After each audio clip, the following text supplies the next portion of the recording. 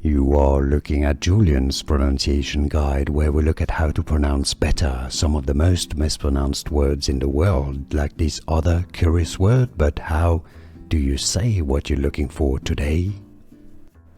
Let's learn how to pronounce this brand name of microprocessors, or processors for computing, for computers.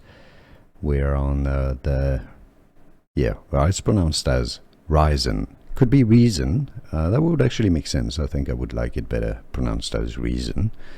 But it's actually AMD Ryzen, like 7, Ryzen 8, Ryzen 9, AMD Ryzen.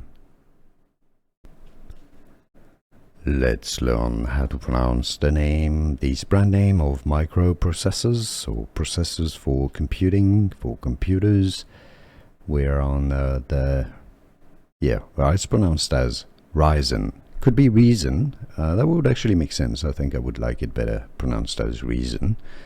But it's actually AMD Ryzen, like 7, Ryzen 8, Ryzen 9, AMD Ryzen.